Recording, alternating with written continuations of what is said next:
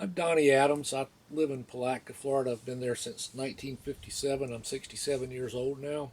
We're sitting out on the Rodman Pool, part of the old Florida Barge Canal that wasn't finished. Um, and what I'm going to talk about is the weekend my daddy gave me a really good present. He came in on Thursday and said, "We're going to take the boat from Palatka to Silver Springs, spend the night, and drive back the next day."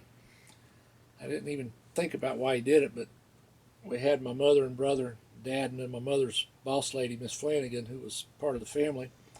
We piled in the boat, spent the night at Sportsman's Lodge, and got up in the morning and got into the river, came up it, and we took turns driving and picnicked on the way. But when we got to the bridge there, where is the road across the dam now, uh, we rode under the bridge, and when we came out of that, the everything changed. There was logs and debris floating all around, and the what became this big pool had already flooded some. I don't know what was going on to make it like that, but I do remember that it was already in spaces overrunning the banks a little bit, and just logs everywhere floating. And you could see that it was already cleared out pretty good from the crusher and knocking the trees and all over, and it went about as far as it goes now. But we drove on through that. It slowed us down, and then we got back into the river up there, and we ran on in to Silver Springs, tied up on the bank. People from the motel came and got us, put us up, helped my daddy get gas for the boat again. They made us sandwiches, loaded us up. And in the morning, we untied at Silver Springs, and my dad said that I was going to drive all the way back.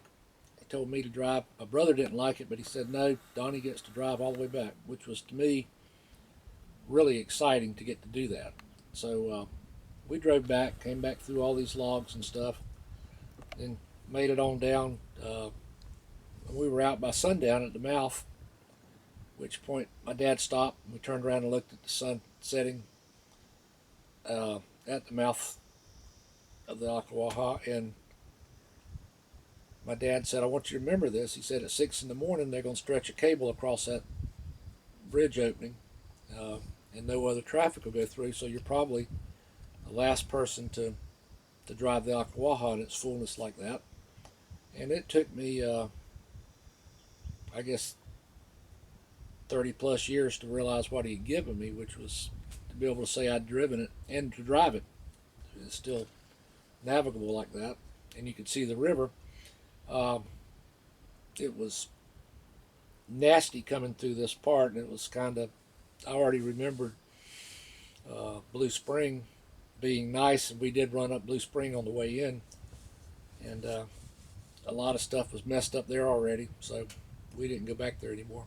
But I really appreciate that he gave me that.